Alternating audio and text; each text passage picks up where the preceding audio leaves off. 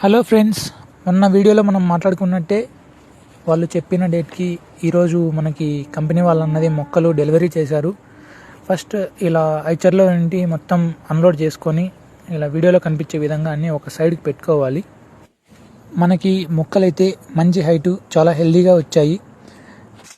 ఇంకా క్రేట్లు మొత్తం అన్లోడ్ చేసుకొని ఒక సైడ్కి పెట్టుకున్న తర్వాత ఇలా వీడియోలో కనిపించే విధంగా ఒక్కొక్క బెడ్కి 3 క్రేట్స్ లాగా పూర్తి ఎండకి లేకోకుండా పూర్తి నీడకి లేకోకుండా ఇలా మీడియం సన్లైట్లో ఆ చెట్లన్నీ పేర్చుకోవాలి.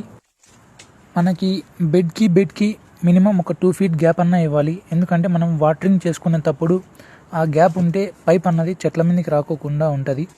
ఇంకా మొత్తం మొక్కలన్నీ ఇలా పేర్చేసుకున్న తర్వాత చుట్టూ ఏదైనా నర్సరీ లాగా నెట్ కట్టుకొనేసి కుక్కలు కానీ పిల్లులు కానీ రాకోకుండా దాన్ని చుట్టూ సేఫ్టీ చేసుకోవాలి. అంతా కంప్లీట్ అయిపోయాక మొత్తం ప్లాంట్స్కి అన్నది వాటరింగ్ చేసుకోవాలి.